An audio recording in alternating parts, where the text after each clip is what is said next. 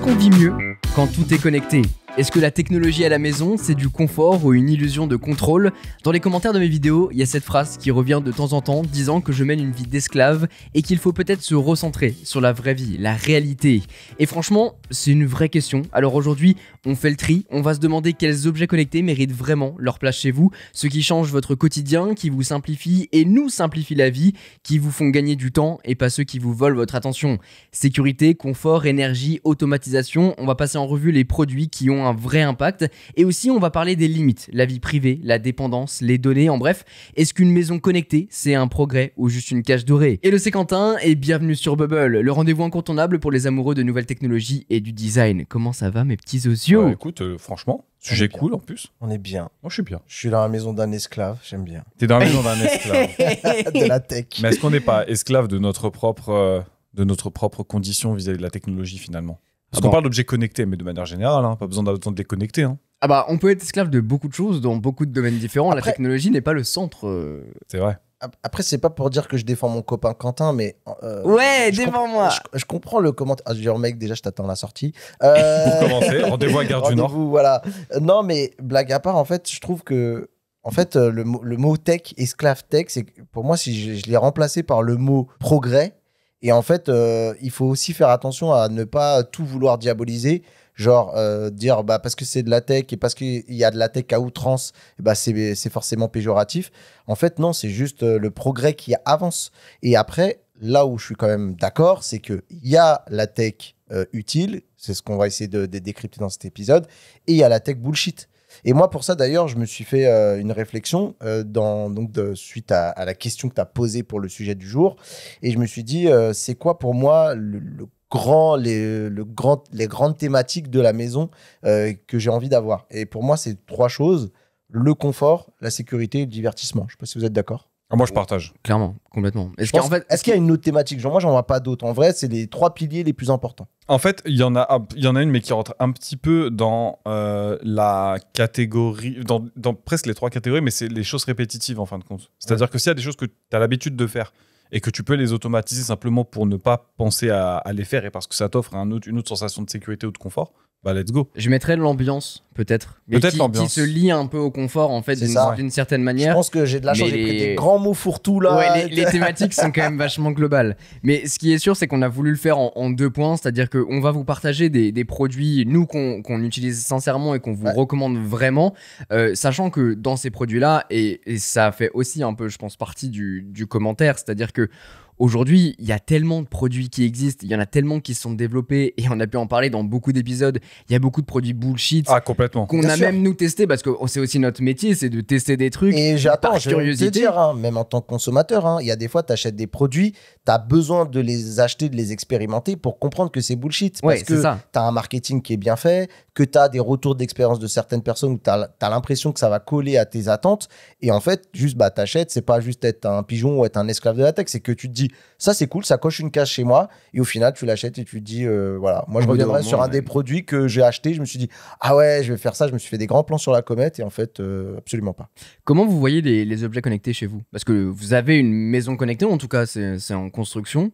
Comment vous la voyez vous de votre côté ? Moi en fait j'ai pas un mot d'ordre, mais j'essaie d'appliquer une règle simple, c'est que en fait l'objet connecté il faut qu'il soit adapté à moi ou à l'élément que je veux donner. Mise en contexte très simple, je suis en maison, j'ai 2 chiens.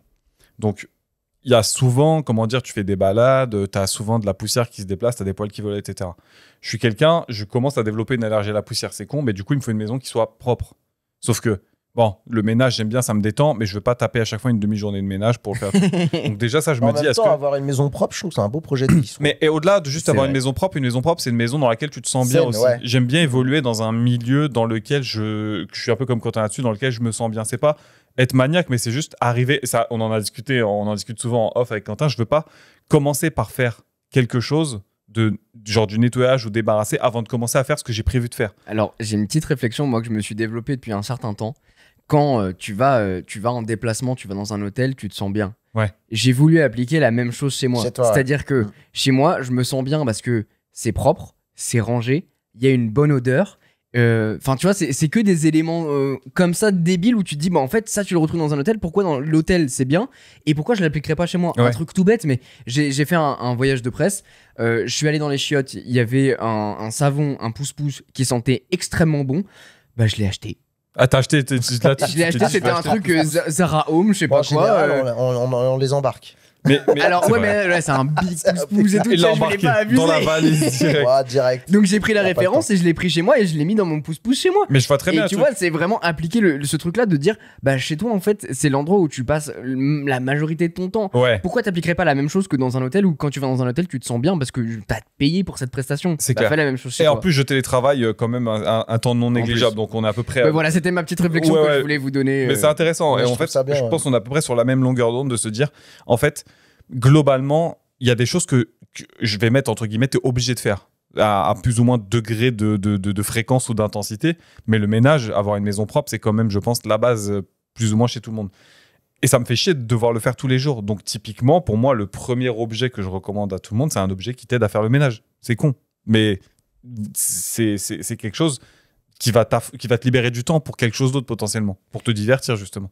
C'est sûr que c'est un truc qui te se met pour ton quotidien. Enfin, il vient amplifier ton quotidien et surtout te libérer du temps. Et je pense que c'est une clé dans les objets connectés, c'est qu'aujourd'hui, ils t'offrent, en plus d'avoir de la sérénité d'esprit potentiellement, c'est surtout un truc qui permet de dégager du temps pour des tâches que tu n'as plus envie de faire ou des tâches répétitives. Ouais. Donc un truc tout bête, mais bon, fermer tes volets, au bout d'un moment, tu as la flemme de passer 30 secondes à les fermer tous les jours. Bah, peut-être que qu'en les connectant, tu vas plus perdre ce truc-là. Ouais. Mais les aspirateurs connectés, je partage ton point de vue dans le sens où en fait, c'est l'un des premiers produits, je pense, que j'ai... Mais t'es pas obligé de le connecter, c'est-à-dire que moi, je l'ai connecté, mais j'ai mes routines, tu vois. L'aspirateur, il se lance à la même heure. Oui, mais il est connecté. En semaine, voilà, mais parce que j'ai créé les routines sur Google, et il se lance à la même heure tous les jours ou le week-end en fonction, et le filtre à air se lance en même temps, puis que tu as des déplacements de poussière, comme ça, tu as tout qui se fait à une horaire qui est adaptée pour pas non plus que ça me gêne avec le bruit qu'il fait, etc., pendant que je suis en train de bosser. Après, moi, avant de rentrer vraiment dans le détail qu'on est un peu en train de faire, c'était pour répondre un peu à ta question. Moi, j'avoue que bon, j'ai la chance de venir chez toi, voilà. Et en fait, dans son showroom. J'aime beaucoup cette maison d'hôtel. J'ai envie de dire. Non, mais j'aime beaucoup l'anticipation. Moi, c'est un truc que j'aurais, par exemple, si je pouvais reproduire chez toi, c'est l'anticipation, le fait de plus devoir toucher à des interrupteurs, que des lumières arrivent. Enfin, quand tu rentres, ça s'allume avec les capteurs. Et c'est un peu ce qu'on retrouve dans les hôtels, on va dire, haut de gamme. Et ça, c'est vrai que c'est super plaisant. Après, pour moi, il y a un truc important aussi dans la maison connectée, quand tu deviens un daron, c'est que tu veux qu'elle s'adapte à toi, mais tu veux qu'elle s'adapte à tous les gens de ta famille. C'est vrai. Parce que le problème, c'est que souvent, tu as cette difficulté où tu vas mettre en place des routines et tu as toujours quelqu'un qui va tout déglinguer derrière parce que il n'est pas dans ton mood, il connaît pas. Moi, mon enfant, il a pour l'instant pas de smartphone. Parfois, il y a des combinaisons qui sont très, très compliquées. Moi, j'ai opté pour un système bâtard, on va le dire. Tu vois, toi, tu es chez Philips Hue. Moi, je suis chez Xiaomi avec des gros trucs importés de Chine et avec des trucs qui n'étaient pas forcément compatibles avec l'assistant. Donc, ton fils, il peut pas forcément pouvoir piloter soit avec le smartphone. Et quand il demande à Google, bah, il connaît pas parce que les trucs sont sur... C'est une merde. Et au final, j'ai connecté tout pour remettre aussi des télécommandes. Donc, il y a des interrupteurs pour les gens qui peuvent pas les piloter par les assistants, par les téléphones. Donc, c'est compliqué. C'est sûr qu'il faut que ça se mêle à toutes les personnes qui sont dedans. Alors, aujourd'hui, tu peux ajouter des personnes dans ta maison. Un truc bête, mais l'assistant vocal te connaît. Enfin, te connaît, c'est un bien grand mot parce qu'aujourd'hui, il n'y a pas encore eu la mise à jour Siri avec les HomePod et c'est complètement débile. Le truc de ah tiens, c'est quoi la taille de cet acteur? Bah redemandez-les-moi sur votre iPhone et je pourrais vous l'ouvrir. Ouais, vas-y, ferme ta gueule, je demande ça à Google, il me le fait depuis 2005, là, me fait pas chier. Quoi. Et tu parlais de ça, ouais, c'est ça, et tu parlais du fait qu'ils te reconnaissent. Moi, la Google me reconnaît, donc quand je demande combien de temps je mets au taf ou quand madame le demande, bah, ça lui met une réponse adaptée à l'adresse que tu as renseignée sur Google Maps. Et donc ça, tu peux ajouter les personnes en plus. Bon, sur les enfants, c'est plus compliqué parce que c'est des enfants, mais 2 personnes dans la famille. T'as des trucs pour les enfants, enfin, après, c'est vite fait à mettre en place, même vis-à-vis de Google. Oui, mais s'ils n'ont pas de smartphone, par exemple, c'est. Mais c'est ça, dans les routines. Faire un petit disclaimer. disclaimer là, parce que j'ai parlé de mes histoires d'hybride bâtard là avec mes trucs de Chine. Oui, je suis au courant, monsieur les barbus, qu'on peut faire du IFTTT avec des trucs machin. J'ai pas le temps pour ça, en vrai, je vais pas mentir. Je pense que si un jour je préfère peux, laisser le PCC. je normalise tout. Voilà, j'essaie de tout mettre tout à la mode européenne parce que moi, en fait, j'ai construit cet écosystème il y a 7-8 ans, hein, facile, tu vois. Moi, j'ai des ampoules, elles ont 7-8 ans connectées. Ça fait qu'à l'époque, il n'y avait pas Il n'y avait pas de boutique Xiaomi. J'ai des capteurs qui sont pas compatibles, tu vois, avec les serveurs européens. Donc, bref, le jour où je dois refaire tout, voilà, c'est juste pour faire le petit disclaimer. Je ferai tout dans les règles de l'art. Mais mis à part ça, voilà. Pour commencer du coup le petit tour d'horizon de nos petits équipements les plus utiles. Là, vous avez parlé de robots. Ouais, c'est ça. Tu parlais de robots aspirateurs. C'est vrai que moi, ça fait longtemps que j'utilise celui de Roborock. Ouais. Par exemple. Qui est, alors moi j'ai la station, tu sais, avec le bac d'eau propre, le bac d'eau sale, donc en fait il fait tout seul globalement une fois toutes les 2 semaines. Il a la serpillière, tu viens, c'est ça, la serpillière, il nettoie la serpillière et tout, donc tu viens le nettoyer parce qu'il faut aussi entretenir le robot pour qu'il puisse entretenir sa maison, et ça on l'oublie un peu trop souvent.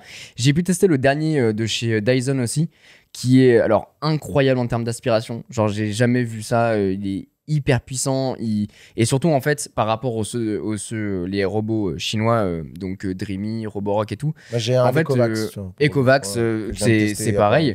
En fait, le rouleau principal est généralement en plastique, notamment parce que la serpillière met de l'eau, donc si on veut pas que ça s'accroche dans les poils du truc, on est obligé.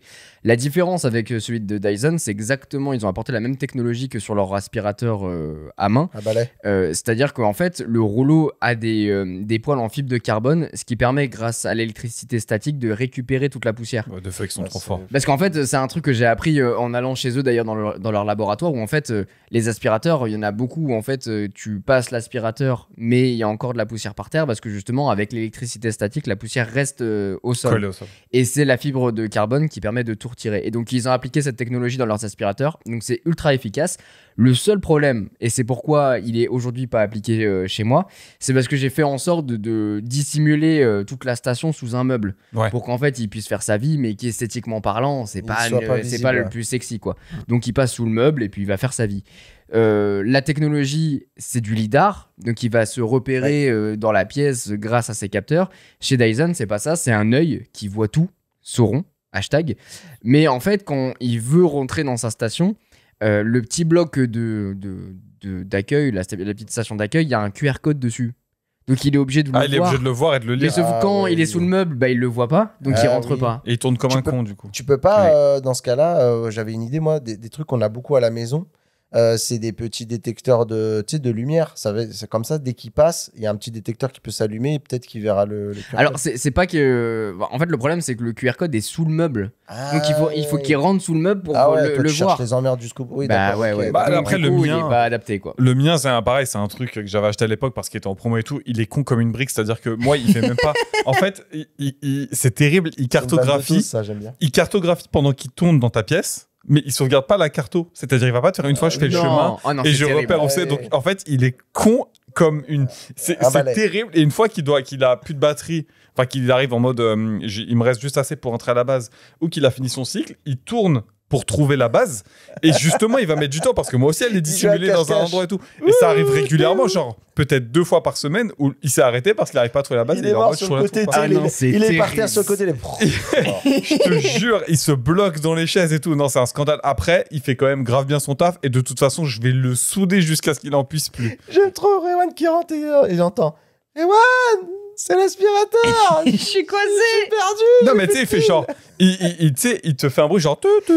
Mec, tu racontes ça, je te jure, j'ai une empathie pour l'aspirateur robot. Elle est incroyable. Il fait bien son taf, hein. Mais la vie qu'il c'est le bon petit soldat. C'est l'employé de l'administration publique qui fait bien le fichier, mais qui va te le faire. Et puis, si tu lui poses une question à 16h01, il te dit non, ça y est, moi je suis plus là. Je l'ai pas envoyé, c'était 16h01. C'est hors process, monsieur, je suis désolé.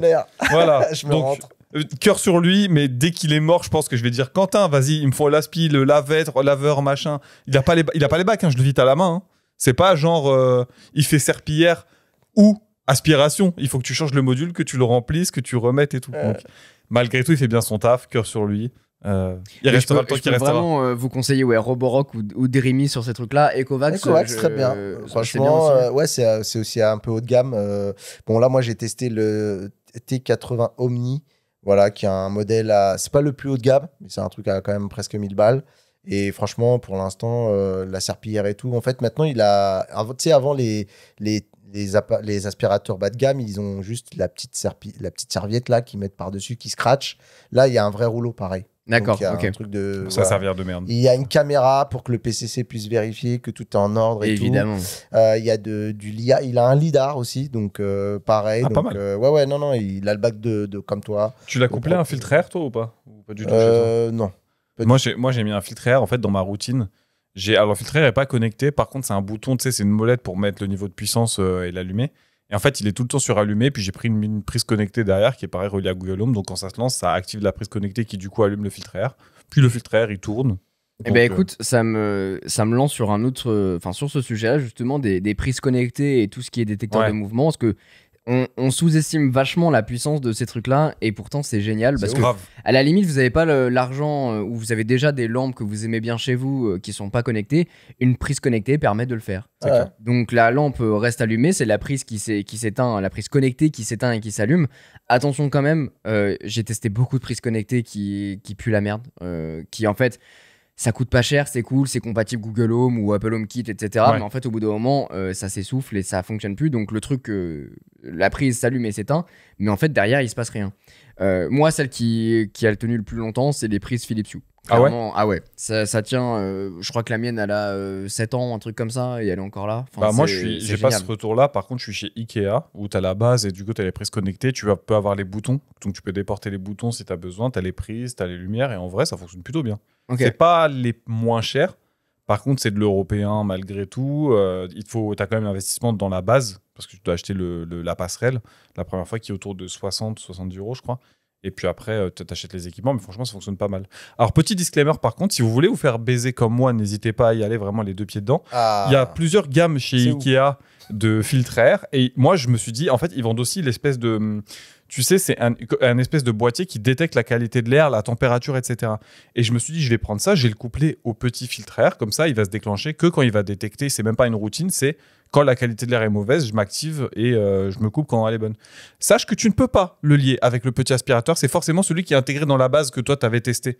Celui qui fait table basse et qui fait filtre en même temps. Oui. Et je me suis fait avoir, voilà. Donc j'ai D'accord. acheté les deux trucs, donc super, j'ai la qualité de l'air, j'ai la température, le truc, mais ça ne sert à rien. Ils sont C'est indépendants. moche. Quoi. En fait, c'est même pas compatible. Ouais. Donc je me suis fait Allez, vraiment. let's go. Et c'est pas genre je peux passer par Google Home pour créer un scénario pour dire quand la qualité de l'air baisse, t'actives la prise connectée, ça ne fonctionne pas. Si t'as pas ce filtre air là, t'es foutu. En tout cas, la prise connectée, bête de produit. Sous-estimé. Sous-estimé de dingue. Et surtout, en fait, ça permet de connecter des trucs tout bêtes très très vite. Et le détecteur de mouvement, pareil, c'est un truc essentiel. Bah, Mathieu en parlait un petit Ouais. peu au début. C'est ce qui fait un peu Mais, qui rend la magie du truc, quoi. Mais c'est ça, C'est- exactement. Bah, on parlait du truc des hôtels où quand tu rentres, Ouais. ça s'allume et tout ça. C'est exactement la même chose. T'as juste à mettre un détecteur de mouvement et tu dis, bon, bah, ce détecteur de mouvement est couplé à ces lumières. Au bout de tant de temps de mouvement, sans mouvement, et bah, tu coupes les lumières. Et en même temps, bah, par exemple, quand j'ouvre mon dressing, bah, j'ai un détecteur de mouvement qui fait que dès qu'il détecte que la porte s'ouvre, il allume toutes les lumières. Et encore une fois, on parlait tout à l'heure du fait qu'il faut que ce soit adapté à soi. Là, c'est typiquement dans vos scénarios. Il n'y a pas de scénario magique. C'est si tu veux que la lumière de ton couloir, elle s'allume quand tu te lèves la nuit pour aller faire pipi, bah, prise connectée, détecteur de mouvement, let's go. Après, nous, à la maison, on est blindés de Xiaomi qui sont pas des trucs connectés. C'est vraiment de la veilleuse. Oui, à t'en as pile. d'indépendants, ouais. Et juste, il y a le détecteur qui s'allume. Et tu peux le mettre soit en lumière constante, en on, soit en auto, soit en off. Et franchement, tout le monde, à chaque fois qu'il vient à la maison, voit ces petites veilleuses qui sont plutôt sexy, discrètes et bien foutues. Et franchement, il n'y a pas besoin de toujours vouloir tout connecter à Internet, à machin. Des fois, juste une veilleuse comme ça fait le taf de ouf. Ça fonctionne, ouais, clairement. Ouais. Ça fait partie de ce que j'ai appelé le confort et les ambiances dans tout ce qui est lumière. Parce que la lumière connectée, finalement, c'est le domaine, en tout cas, qui est le plus répandu aujourd'hui, qui coûte aussi très cher dans certains scénarios. Je pense tout de suite à Nanolive, par exemple, qui fait des produits qui sont assez sexy, très chiants quand tu commences à avoir des problèmes, mais en revanche, c'est magnifique. Ouais, c'est le software qui est vraiment à la peine, je trouve. Chez Nanolive. C'est exactement ça. C'est la misère. C'est dès qu'il y a un problème, bah, pour tout vous dire, moi j'avais acheté plusieurs packs, donc avec, en fait, faut l'imaginer avec des triangles On se clipse. qui se clipsent entre eux, qui s'emboîtent. Et en fait, on peut choisir le design, le moduler absolument comme on veut. Et en fait, ils ont évolué leur gamme en disant bah, t'as des grands triangles, t'as des petits triangles, t'as des trucs un peu arrondis, T'as des etc. tiges maintenant, t'as plein de Maintenant, formes. t'as des tiges. Et en fait, en assemblant tous ces trucs-là, que tu peux le faire. Je sais plus, je crois que j'en avais sur un module, j'en ai entre 30 et 50 dessus. Ouais. Il a fallu que je les réinitialise tous un par un pour me rendre compte au final que c'était pas les trucs qui avaient un problème. Après avoir été mis à jour et tout ça, c'était tout simplement la télécommande. Et c'était un problème connu chez Nanolith. Quel enfer. Non, Bref, mis à part ça, c'est sûr que c'est des produits qui sont très très esthétiques sur cette partie-là, au niveau des formes. Mais maintenant, ils ont vachement ouvert leur gamme. Donc, ils font beaucoup de produits, donc que ce soit des ampoules, mais aussi des bandes OLED. Mais ils ont beaucoup de produits divers et variés. Et surtout, les prix, ils ont vachement baissé sur ces produits-là. Donc, c'est hyper intéressant, comme Govee, par exemple. Ouais. Govee qui est un des bons concurrents maintenant qui commence à être viable contre Philips Hue et tout ça. Moi, j'en ai pour la télé, pour les lumières d'ambiance. Alors, c'est un peu moche, entre guillemets, parce qu'il y a une caméra du coup sur la télé, vu que c'est pas, ça, là. Moi, tu c'est ça récupères qui pas me- le signal HDMI. Qui me rébute un peu. Ouais. Rébute. Alors, ils font aussi la passerelle pour info, sauf que moi, je la voulais pas parce qu'en fait, j'ai du contenu que j'utilise en direct sur la télé. Donc, pas via une entrée Ouais. HDMI. Donc, la passerelle, ça ne fonctionne pas. Ça fonctionnerait pour genre la télé sur ma box ou sur mon Un PC en mode Blu-ray console ou, de jeu, c'est ça. Mais en vrai de vrai, maintenant que je l'ai, alors maintenant, elle est un peu plus fine, j'ai les anciennes générations. Mais en vrai, ça s'oublie. Toi, Quentin, qui vient régulièrement à la maison. C'est vrai que tu l'oublies. En fait, je trouve ça disgracieux quand tu l'installes. Et puis, Ouais. en fait, au bout d'un moment, tu Ouais, l'oublies. tu- Alors, faites attention tu y penses à plus, la mais- dalle sur laquelle vous avez, parce que moi qui ai une dalle QNED, t'as des reflets un petit peu quand tu te mets dans des angles à la con. La caméra est dans un angle à la con, donc des fois ça fait des reflets un peu moches. Donc En Vous c'est aurez plus, pas le c'est quoi, résultat la d'une forme Philips de Hue, hein. dalle brillante, en fait. c'est même pas dalle brillante, c'est vraiment en fait t'as des reflets un petit peu rosés, gris sur Ok. certains angles de vision que tu n'auras D'accord. pas sur de l'OLED ou sur du LED traditionnel. Ok. Donc voilà, prenez ça en considération, regardez de votre côté, sinon payez le prix et allez chez les Philips. Philips Hue, c'est sûr que c'est un bête de tarif. Si t'as la télé Ambilight déjà de Ça base, coûte très, en très plus, cher. Après, par exemple, sur les télés Samsung, ils ont une application qui permet de le faire. Moi, c'est ce que j'ai fait. J'ai pas de boîtier Philips Hue parce que le problème du boîtier, c'est que c'était un boîtier 4K. Moi, j'ai une télé 8K. Je regarde du contenu qui est en 4K upscale globalement en Ouais. 8K. Et je voulais pas dégrader la qualité, downgrade comme on dit. Et donc, du coup, j'ai pas voulu partir sur le boîtier. Et il s'avère que quelques mois plus tard, Philips Hue a fait un partenariat avec Samsung pour intégrer une application. Et donc, du coup, connecter tout en environnement via une application. Et donc, peu importe le contenu que je regarde sur la télé, c'est la télé elle-même qui gère et qui connecte, qui envoie l'information finalement Ouais. à les lumières. Donc, c'est hyper intelligent. Et c'est un bon point parce qu'en fait, c'est encore une fois les scénarios de lumière connectés. Chez Philips, c'est pas nécessairement bridé que à ta télé. Tu peux connecter le reste de tes accessoires Hue, genre tes lumières que tu as dans ton salon, les bandes que tu as qui parcourent la pièce, à l'application. Donc en fait, tu as un vrai retour de ton contenu, un peu comme dans une salle de cinéma qui aurait des projecteurs, ce genre de trucs qui s'adaptent à la couleur de ce que tu vois à l'écran. Et en vrai, ça peut donner un petit mood pour les soirées Mais cinéma. ils sont forts parce que je sens que moi, mon frère, il se bute au Philips Hue et en fait, tu sens que les gens qui y goûtent, ils sont picousés à mort, ça marche. ça. Les gens ne jurent que par ça après. Hein. Bah, en fait, ça devient ta marque de cœur et tu as envie de construire un écosystème autour de ça. Ouais. C'est valable C'est très pour fort. beaucoup de produits. Marketingement Tu vois, parlant, c'est- Apple le fait depuis des années. Et justement, quand tu es accroché à un écosystème, tu as envie d'aller plus loin là-dedans et tu as envie de tout avoir En vis-à-vis de ce Philips. produit. Et bon, après, l'avantage aussi de ces lumières connectées, c'est que ça dure très très longtemps. Oui. Ouais. Moi, j'ai des ampoules qui ont 10 ans maintenant Ah, mais je et te elles dis, sont toujours pareil. là. Et c'est ça qui est hyper fort avec la technologie des lumières connectées. Au-delà de dire, bon, bah voilà, trop bien, tu peux le connecter et les mettre en rouge, bleu, vert, ça arrive jamais. Très, très rarement où tu les mets en couleur. Généralement, c'est plus une lumière d'ambiance. Oui. Mais l'avantage de ces trucs-là, c'est que ça s'adapte en fonction de l'heure de la journée. Donc, c'est pas juste, ok, ta lumière, elle est en orange comme une ampoule traditionnelle. C'est que le matin, ça va être un orange différent de celui que tu vas avoir à midi. À midi, les couleurs vont être plutôt bleues par rapport au soir où ça va être très orangé pour s'adapter justement à l'ambiance, au soleil qui est chez toi et surtout pour pas t'abîmer les yeux. Ouais. Donc, c'est ce genre de confort dont on se rend pas vraiment compte au début parce qu'on se dit bon c'est juste une ampoule connectée pour Oui. avoir de la couleur alors que pas du tout, ça s'adapte à ton ambiance et vraiment ça crée un nouvel usage. Je pense que quand tu les as pas, tu peux pas comprendre. Enfin, tu peux être dans le jugement et une fois que tu as goûté ou que tu as compris et que tu les as adaptés pour toi, tu dis moi en fait je reviendrai peut-être plus en arrière en fait. Ouais, je suis assez ce genre d'accord. de choses. Je voulais parler aussi juste des capteurs parce qu'il y a des choses très intéressantes à dire juste très rapidement. C'est le fait que par exemple on parle beaucoup de capteurs où genre t'ouvres une porte, ça t'allume une lumière. Mais il y a aussi des choses très pratiques. Genre, les gens qui sont constamment en train d'oublier s'ils ont ouvert ou fermé des fenêtres et qui s'en souviennent plus. Tu mets ce genre de capteur-là. Tu sais exactement si, par exemple, tu dis, tu sors de chez toi, tu dis, est-ce que j'ai fermé la fenêtre? Je m'en rappelle plus et tout. Et bah, ce genre de capteurs-là aussi peuvent rendre Ouais, je suis assez d'accord. gros services là-dessus. Et je vais même aller plus loin dans la catégorie un petit peu, maison connectée, mais de type plutôt confort/sécurité. Tu as des gammes de capteurs. Je sais que Xiaomi en fait, je sais qu'il y en a d'autres qui les font, mais qui te détectent par exemple les fuites d'eau. C'est-à-dire que tu les places à des points un peu stratégiques. Je crois que c'est Aquara qui le fait aussi. Des points stratégiques chez toi, genre sous l'évier, dans ta salle de bain, etc. Et tu reçois une notif si jamais elle détecte de l'eau qui. Apple le fait monte maintenant à dessus. travers ses HomePod. Ah ouais? Où tu peux faire la détection sur un iPhone, tu peux l'activer aussi dans les accessibilités, je crois. Mais tu peux détecter les cris de bébé, tu peux détecter les fuites d'eau, tout ce genre de choses. Il le reconnaît en fait à l'audio. Et vu qu'en fait c'est en tâche de fond en permanence, dès qu'il va détecter un bruit, il le. Alors là, c'est un peu plus fiable quand même. Si t'es dans une grande maison, t'as un sous-sol, ce genre de truc, là, c'est vraiment le capteur qui détecte l'eau. C'est-à-dire que quand il sent qu'il y a de l'eau sur lui, il va t'envoyer une notif ou quoi. Je crois que ça existe pour d'autres usages, genre t'as les capteurs de température ou t'as juste l'humidité, ce genre de truc, mais ça vient un petit peu compléter le propos de Mathieu sur les fenêtres ouvertes, ce genre de choses. Et t'as des capteurs aussi qui viennent carrément un peu sauver ton porte-monnaie, parce que acheter des choses connectées, parfois ça peut coûter cher, alors qu'il suffit d'acheter des capteurs qui font du on-off connecté et qui vont permettre de prendre ce que tu as en existant et de pouvoir le rendre connecté. Tu prends un interrupteur de chez toi, tu peux le transformer en rajoutant un petit module on-off et ça devient connecté. Tu peux l'utiliser. Pareil pour les volets.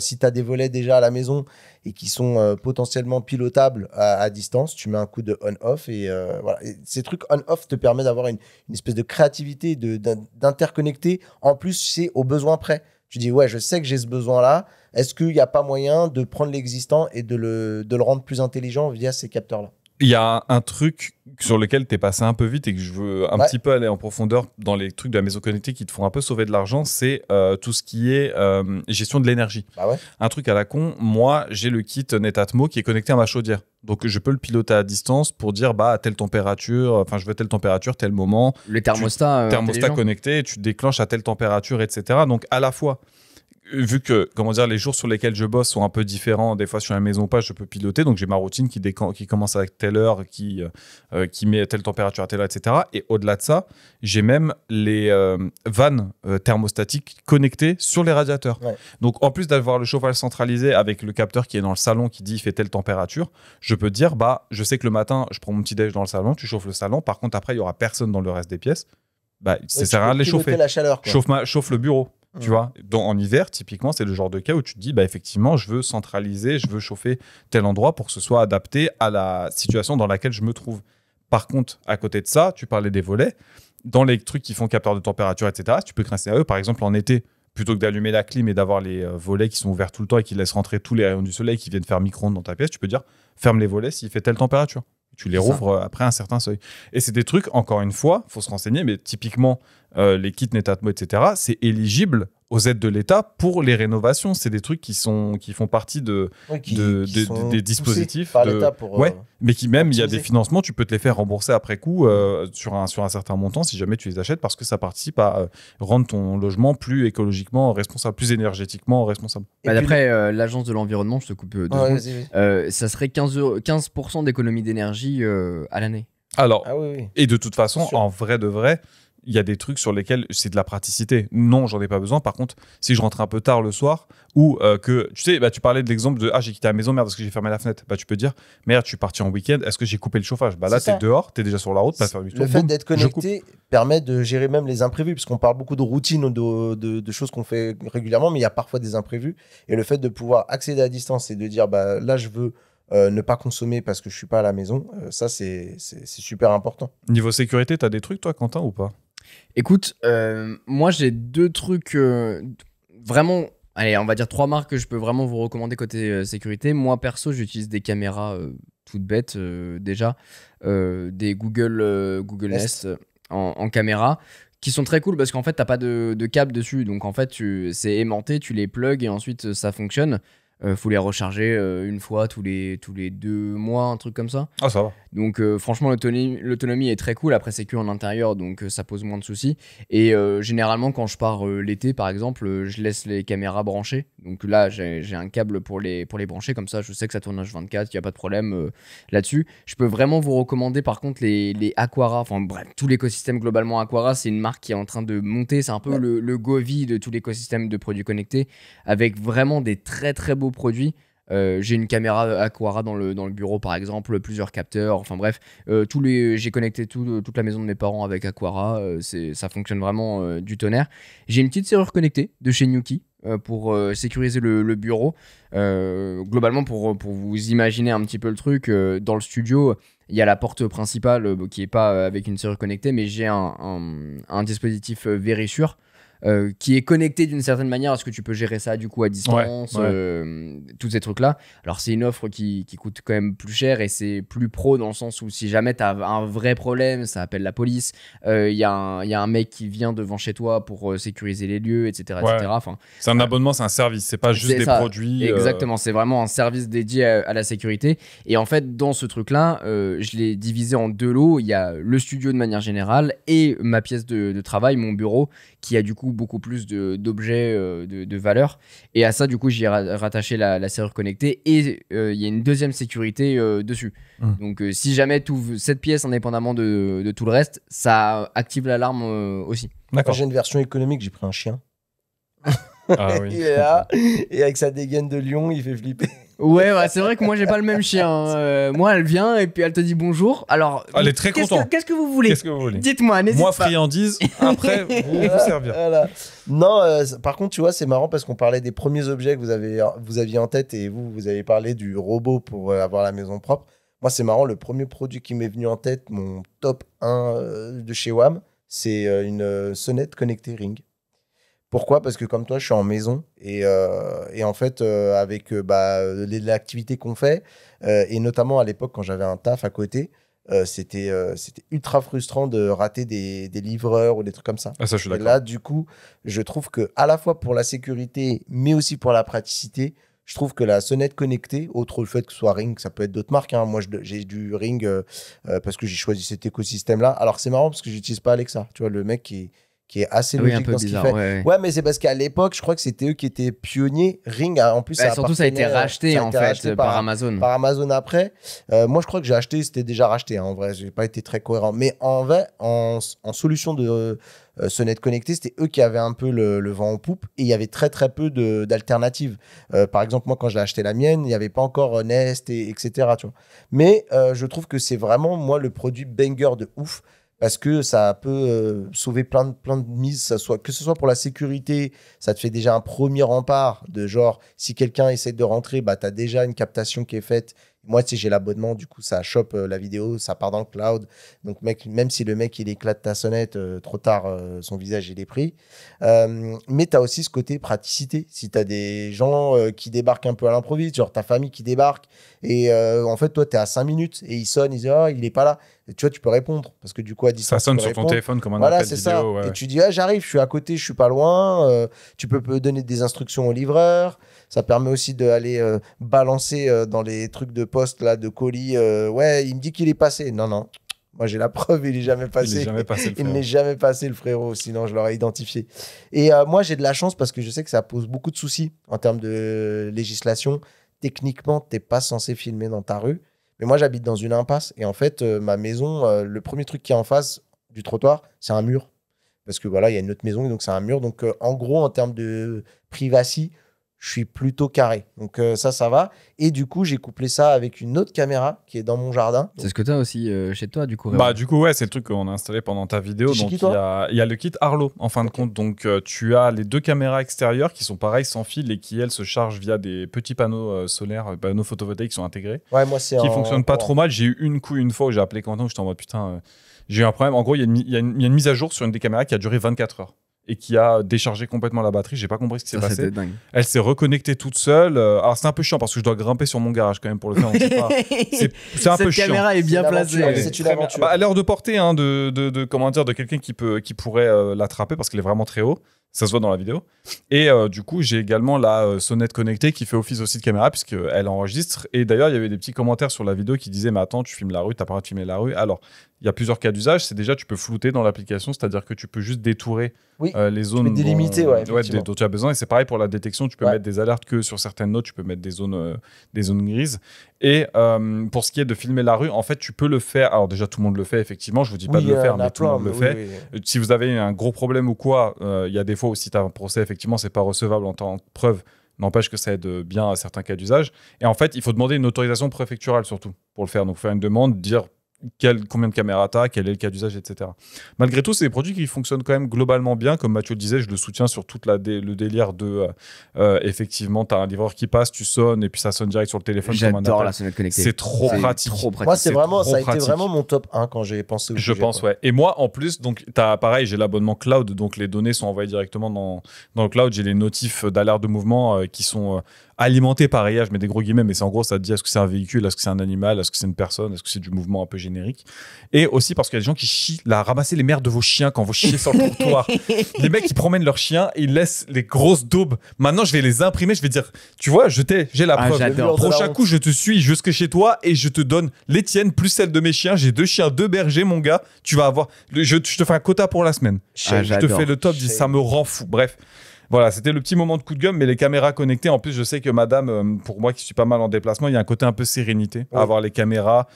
T'entends un bruit, tu dis, tu dégaines l'appli, tu vois, t'as le replay. Bon, non, c'était rien, effectivement. Donc, pour moi, c'est ce truc-là. Il y a un côté aussi un peu malaisant, effectivement, de se dire, bon, en fait, vu que t'as des caméras, t'es un peu tout le temps poussé à regarder bizarrement. Ouais, alors par contre, il y a un très côté paranoïaque. Ouais. Et c'est pour ça que j'ai vachement filtré les notifications. Un truc tout bête, mais tu parlais de la zone, c'est hyper important. Ouais. Bien délimiter la zone, comme ça, tu n'es pas empesté de notifications et avoir le coup du mouton qui allait voir le berger trop de fois. Exactement, et en fait, le Pierre et le loup, ouais, c'est ça. Et tu as également les scénarios pareils de présence, d'absence, de veille. Tu peux couper toutes les caméras ou dire, si je suis là, les caméras Arlo d'intérieur qui sont très très bien, qui ont un filtre physique qui vient se mettre devant l'objectif. Donc, physiquement, la caméra ne peut pas te filmer. Et puis, les notifs sont pas les mêmes que tu sois là, que tu sois pas là. Donc, ouais, effectivement, en fait, c'est toujours, c'est ce qu'on dit depuis le début, globalement, c'est faut que ce soit adapté à vous. Donc, il y a un peu de paramétrage au début. Mais l'idée, c'est une fois que tu l'as fait, théoriquement, tu n'y penses plus, quoi. Le premier produit que j'ai réellement acheté dans l'usage de me dire, ok, c'est un truc dont je pense vraiment avoir besoin, je vais l'acheter, je vais le tester, je vais voir ce que ça donne, c'est le purificateur d'air.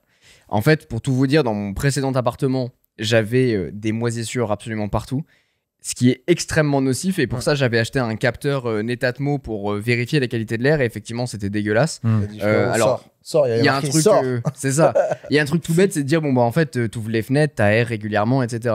Il faut savoir une chose, c'est que parfois l'air intérieur est 5 fois plus pollué que l'air extérieur, et parfois c'est l'air extérieur qui est beaucoup plus pollué que l'air chez soi. Donc ça dépend vachement de ce qu'on fait, et en moyenne, je dois passer 90% de mon temps chez moi. Donc c'était important, donc en plus de régler ce problème d'humidité et du coup de moisissure, et en plus du coup d'avoir des données, savoir ce qui se passe réellement. Donc j'avais acheté ce fameux capteur, et après j'ai acheté un purificateur d'air, le Dyson Pure Hot and Cool, et donc au-delà des autres fonctionnalités, donc il chauffe en hiver si vous avez envie, il ventile l'été comme un ventilateur, bref, il purifie en continu. Et la première fois que je l'ai mis dans cet appartement là, véridique, il a tourné plein pot pendant au moins 2 heures.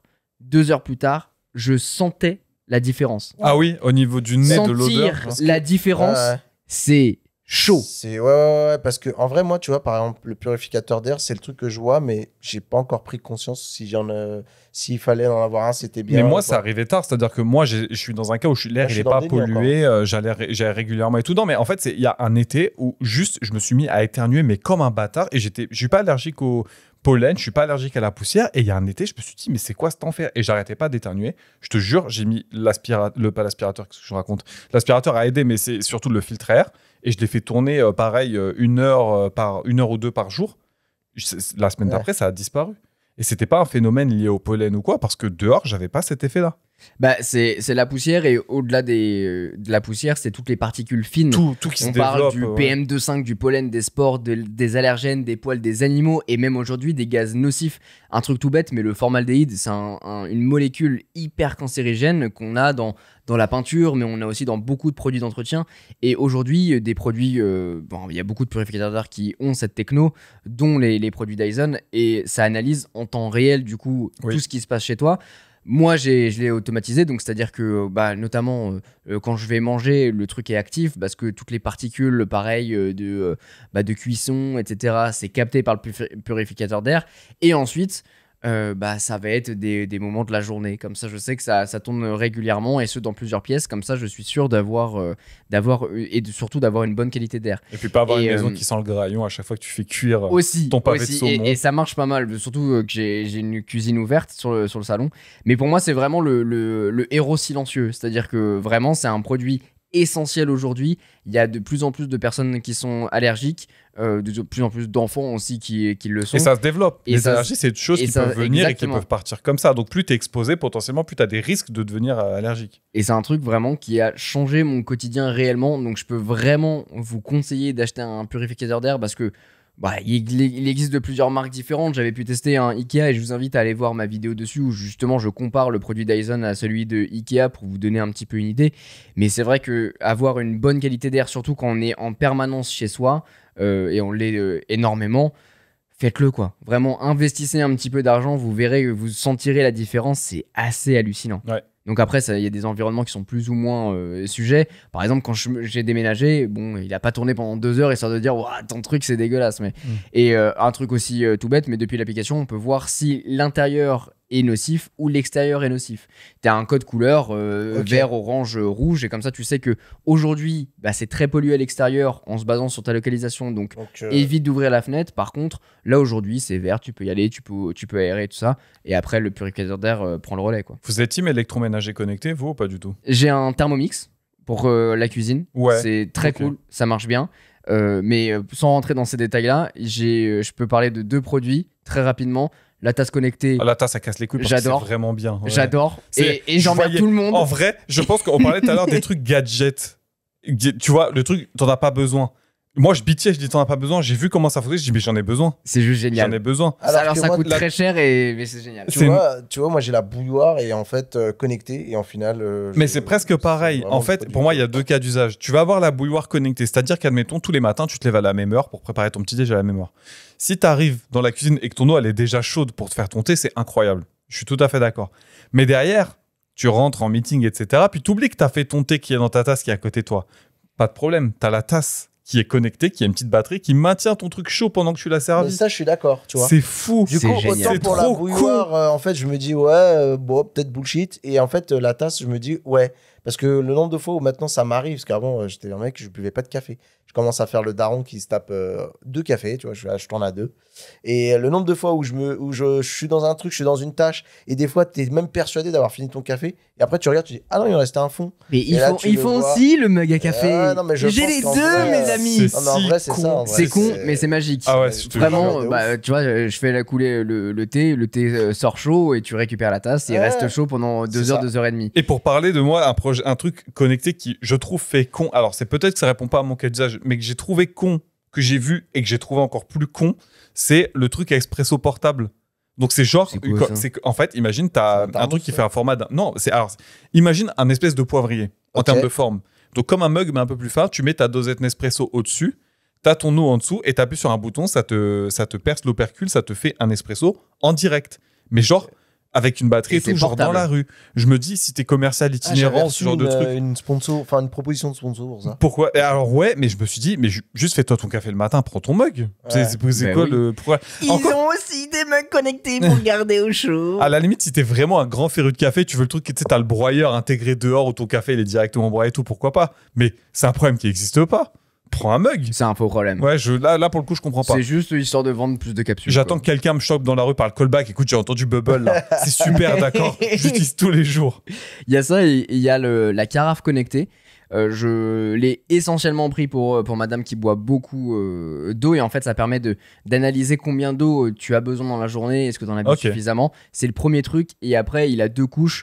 Il peut, comment on appelle ça, enlever les particules nocives globalement. Ouais, filtre, filtre à UV et filtre le charbon actif, etc. en plus à l'intérieur.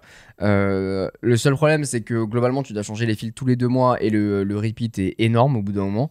Et il y a un autre truc, c'est qu'en vrai, on n'utilise pas tant des carafes. Enfin, moi, je suis quelqu'un qui boit l'eau du robinet, je la mets au frais, et puis voilà, c'est. Ouais, là, c'est peut-être un peu de la surexploitation de données. En tout cas, pour moi, j'en ai pas l'usage, c'est surtout ça, et c'est pour ça que je l'ai un peu laissé dans le placard, quoi. Tellement envie de vous valider, les mecs, mais en même temps, chaque fois, je trouve un contre-argument, tu vois, pour ce genre de choses. Parce que pareil, moi, tu vois, c'est genre la carafe connectée, c'est vraiment le truc auquel je penserais même pas, même en tant que membre de la team barbu, tu vois.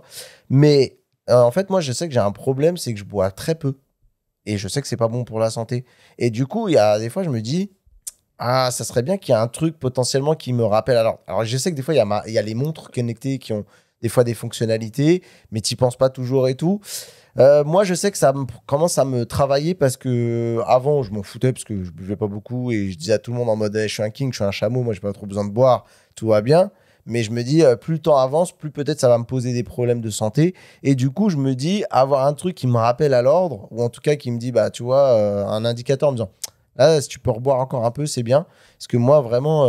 Mais c'est génial pour cet usage, hein, donc vas-y. Hein. Ça coûte un peu cher, mais même au-delà du côté filtre à charbon que tu dois racheter, en vrai, tu peux t'en passer, utiliser juste le filtre à UV et il t'indique du coup la quantité d'eau que tu as pu utiliser, boire et tout ça. Ouais, donc après, en vrai, c'est pas mal. En vrai, t'as ça, mais pour moi, t'es pas obligé de passer par un objet connecté pour répondre à ce truc-là. Si t'as déjà la montre et que t'as les rappels réguliers, pourquoi pas. Moi, dans les objets pas connectés, j'ai juste acheté une gourde parce que j'étais dans le même Une énorme gourdasse. Une gourde, ouais, mais surtout qu'en fait, dans le bouchon, tu peux la charger et tu peux définir un rappel, donc un petit bip qu'elle émet, genre entre 30 secondes, 1 minute, 1 heure, 1 heure et demie, 2 heures. Et en fait, elle bip, et comme ça, quand elle bip, tu dis, ah oui, j'ai pas bu. Puis tu bois, puis à la fin de la journée, tu regardes ce que t'as bu. Effectivement, c'était peut-être overkill, le truc était. Mais pourquoi pas, si t'en as besoin. Je suis d'accord. Dans le sujet de l'électroménager, moi, j'ai aussi un Monsieur Cuisine qui est l'équivalent du Thermomix, mais côté Lidl, qui fonctionne très bien. Alors, il n'est pas connecté, genre, tu le pilotes à distance, mais il est mis à jour régulièrement avec des nouvelles recettes, etc. Et c'est franchement pas mal. Il y a un truc alors que j'ai pas encore et que je me dis en vrai pourquoi pas, c'est vraiment le gros électroménager connecté et je parle notamment du four et de la machine à laver. Parce qu'il y a des fois tu te dis ouais je peux mettre des trucs tu sais à laver et me dire bah ce programme là je suis pas très sûr, je veux le lancer à telle heure ou je veux que il le lance tu sais genre au réveil ou pendant une heure creuse et là les gens ils vont me dire ouais mais frérot tu peux déjà le faire, programme ta machine et puis c'est tout. Ouais mais si je peux avoir un truc qui le fait automatiquement sans que j'aille penser ou qui me dit bah par exemple attention là t'as oublié de vider ta machine, fais gaffe elle va commencer à puer parce que t'as l'humidité qui va commencer à sentir pas bon, bah c'est le genre de petits trucs où je me dis en vrai c'est un peu cher payé mais ça peut avoir des cas d'usage un peu concrets puis ça peut éviter de faire le travail 2 fois, dépenser plus d'eau, plus d'énergie, ce genre de choses. J'avais fait une étude sur dans le cadre d'une vidéo sur les machines qui pètent un plomb, qui explosent et tout ça, et le fait de laisser tourner ma machine quand je suis pas chez moi, ça m'angoisse. C'est vrai, ça te fait peur. Vraiment, premier degré, ça me terrifie. Ah, j'en ai rien à foutre. Dès que je pars, toutes les machines sont coupées. Il n'y a rien qui est actif. Le four, il est pas actif. La machine à laver, elle est pas active. J'allais dire pour le four, moi par contre, je suis cette team-là parce que je me dis, j'ai trop peur qu'il y ait un. Alors, je mets toujours le timer, même quand je suis à la maison. Comme ça, je me dis, si jamais j'oublie, au moins le four, il s'est coupé. Et le pire, c'est que mon plat, il est froid, quoi, c'est tout. Mais j'ai toujours le timer. Mais effectivement, les fours connectés, c'est le genre de truc auquel je me dis, bah ouais, pourquoi pas. Par exemple, et c'est pas juste pour dire bah effectivement je programme le truc ou je le déclenche à distance parce qu'encore une fois il y a des plats tu peux très bien les faire et puis les mettre dans le four, tu déclenches à distance quand tu arrives chez toi, le truc il vient de sonner puis tu sers, c'est chaud, c'est nickel et c'est pas t'as pas à le faire réchauffer ou à le préparer sur le moment.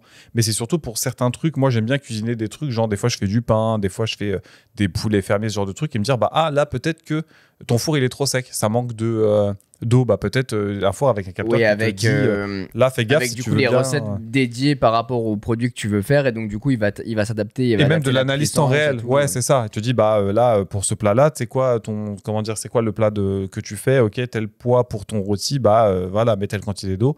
Puis détecte, ah merde, bah, c'est t'en as mis peut-être un peu moins, remets-en pendant la cuisson pour que tu aies vraiment un plat un peu de meilleure qualité quoi, une fois qu'il est sorti. Et puis tu as les fours, on se rend pas compte, mais tu as un game du four, moi j'ai découvert des trucs de fou. Hein. Les fours cuisson à vide, double étage, machin, des trucs de zinzin où tu peux faire cuire à 2 températures différentes en haut et en bas. le game du y a four, un c'est vrai un game. truc de fou. Dans les trucs que j'ai pas encore connectés, pareil, dans la maison, alors c'est pas vraiment de l'électroménager, mais c'est un truc que j'envisage sérieusement de faire, c'est un truc à la noix, mais c'est l'arrosage. J'ai un truc qui récupère, tu sais, j'ai une cuve de récupération d'eau, quand il pleut, je récupère, et puis je me dis, la coupler à une pompe avec un petit système de distribution de l'eau avec tes petits fils et tout, tu le déclenches à une certaine heure pendant un certain temps, c'est typiquement le cas d'usage hyper pratique pour un scénario de je veux arroser automatiquement tous les soirs avec l'eau que j'ai récupérée pendant la journée. Pourquoi le soir? Parce que si tu arroses pendant la journée alors qu'il fait 40 degrés, ça sert à rien, mon frérot, toute l'eau elle va s'évaporer.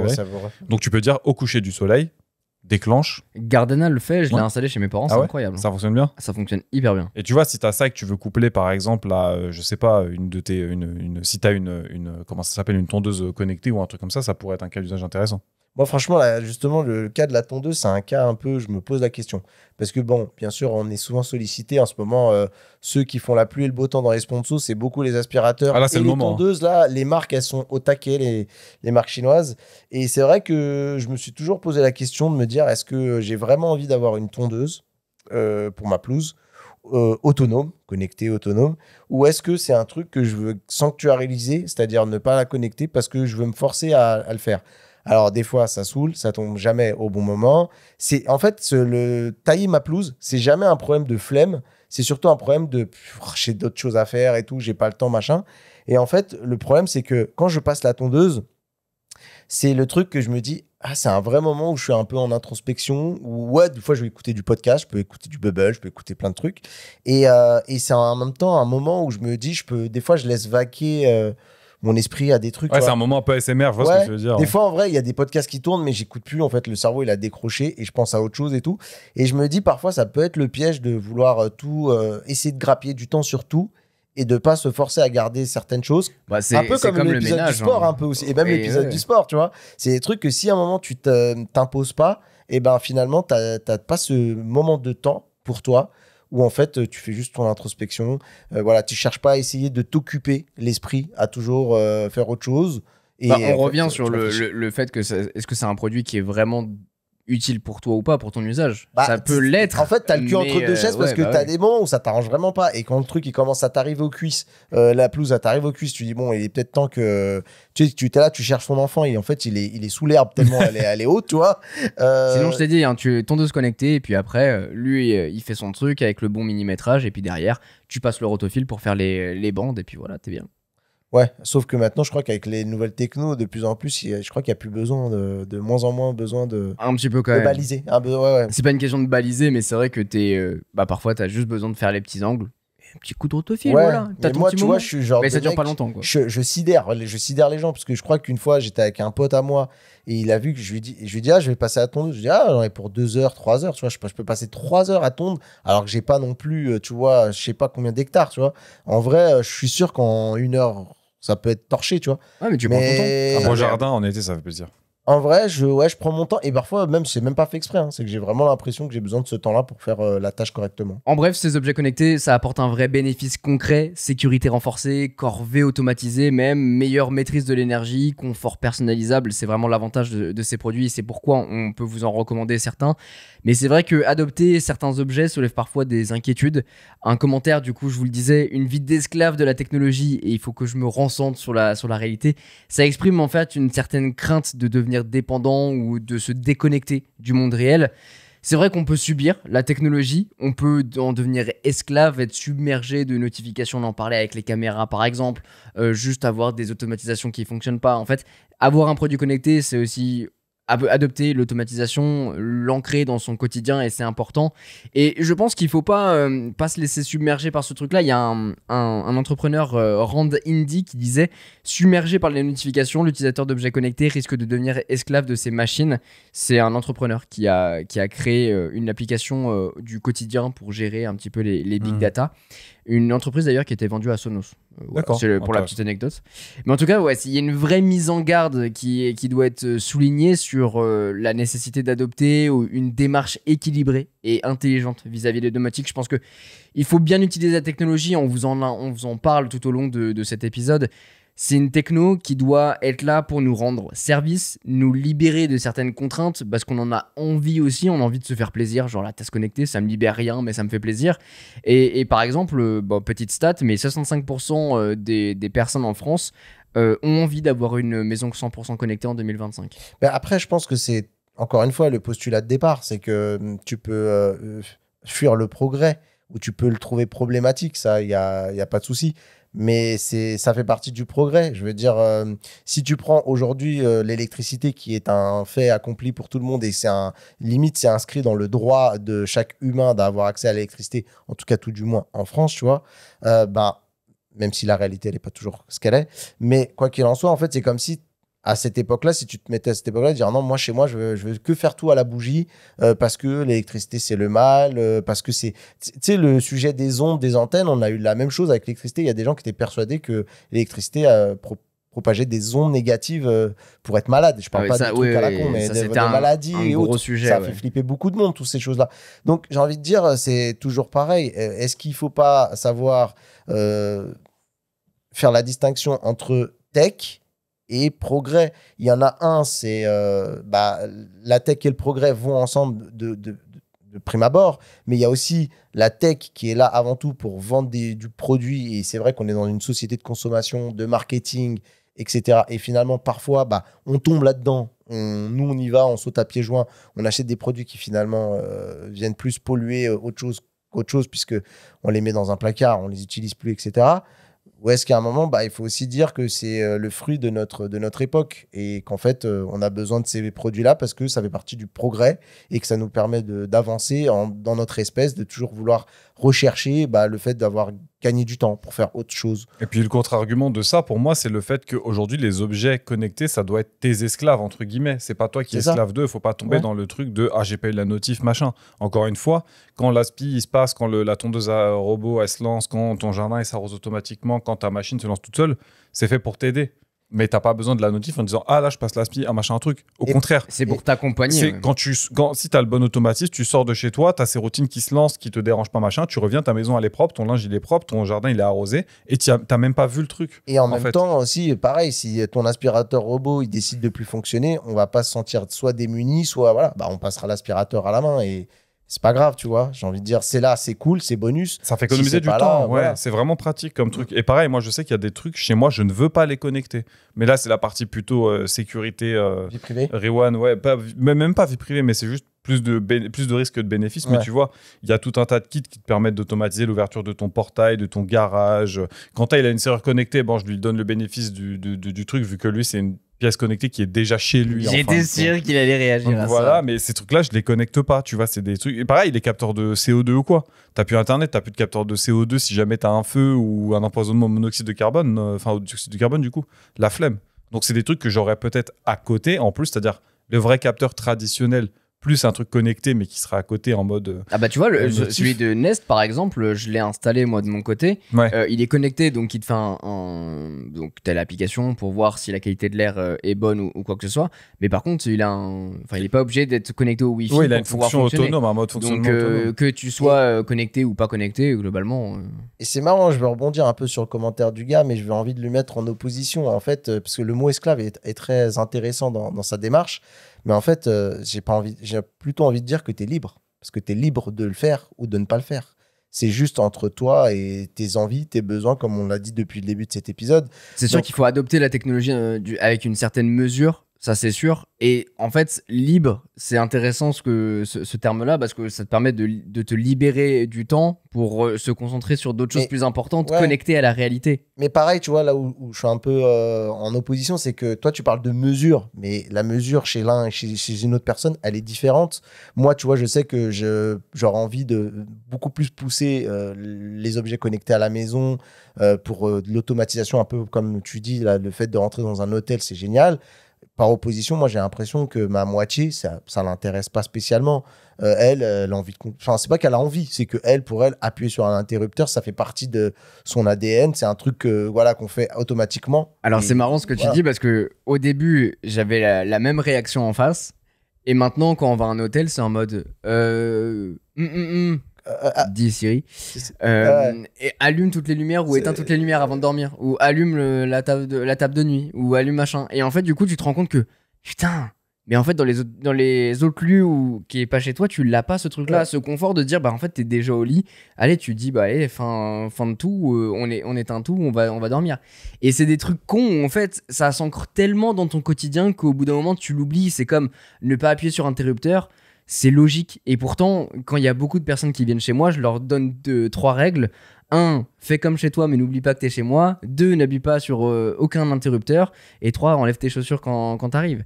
Mais un truc, même si je le dis, les gens sont tout de même poussés à appuyer sur un interrupteur parce qu'on a été habitués à T'as ça. le réflexe, ouais. Et je leur en veux pas, au contraire. Et il y a même des moments où en fait je suis carrément obligé de mettre un bout de scotch histoire de leur dire là, pendant cet événement-là, personne n'appuie sur le truc parce que sinon je sais que ça va être le cas.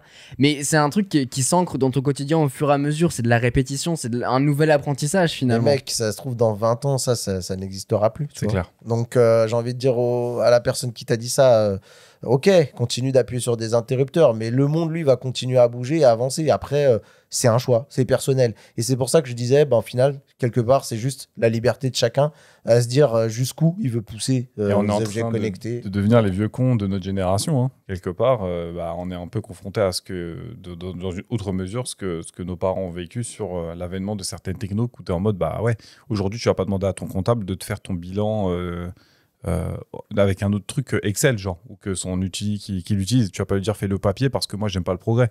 Ça n'a aucun sens. Non. Encore une fois, c'est Bien quelque sûr. chose qui est fait pour t'accompagner et pour le côté pratique de la chose. Je pense que la technologie, ça doit rester un outil finalement au service de notre quotidien, de nos envies et même de notre bien-être. Et pas l'inverse. Et pas l'inverse en fait. Et c'est pour ça, et on a beaucoup insisté dès le début de l'épisode sur les produits qu'on vous recommande pour votre quotidien, ceux qui vraiment vont fonctionner. Et ceux qui fonctionnent pour nous vont peut-être pas fonctionner pour vous.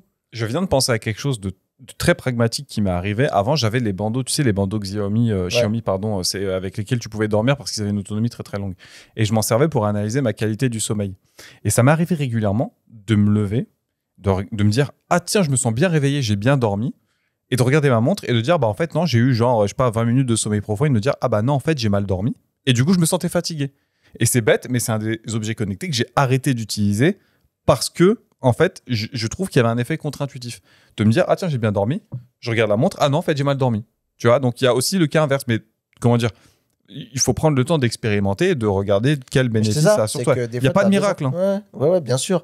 Et je pense que des fois, les gens qui disent ça ou qui ont un peu de répulsion par rapport à la tech, c'est plus, quelque part, une peur du changement. Tu vois, ils ont peur du changement qui est en train d'arriver et ils ont l'impression qu'il y a quelque chose qui leur échappe ou quelque chose qui est en train de profondément changer, un fait qu'ils ont toujours voulu garder tel quel.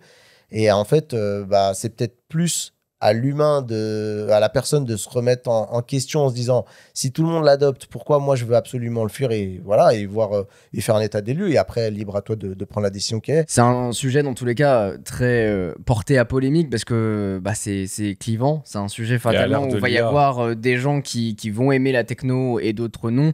Moi, il s'avère que c'est mon dada, je kiffe ça, j'adore les produits connectés, j'adore en découvrir et vous avez écouté cet épisode jusqu'au bout. Vous savez qu'il y a des trucs que j'ai testés et d'autres qui me plaisent beaucoup et d'autres qui me plaisent pas du tout. Donc, il faut vraiment voir le spectre global, voir et adopter les produits qui peuvent réellement nous servir, se détacher de ceux qu'on va pas utiliser et voilà, juste trouver son bon équilibre. Garder le choix. Garder le choix, ouais, exactement. Merci beaucoup pour ce petit merci épisode. À toi. C'était merci à vous de nous avoir écoutés.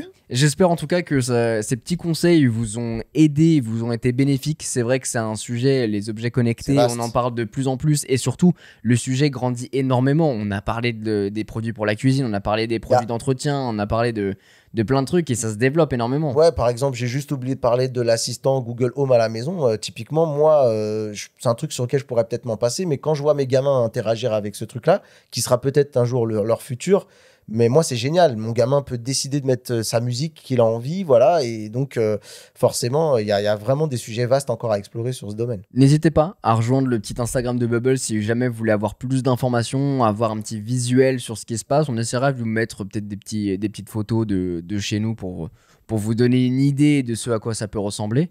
N'hésitez pas à mettre les petites 5 étoiles si jamais cet épisode vous plaît et le podcast vous plaît.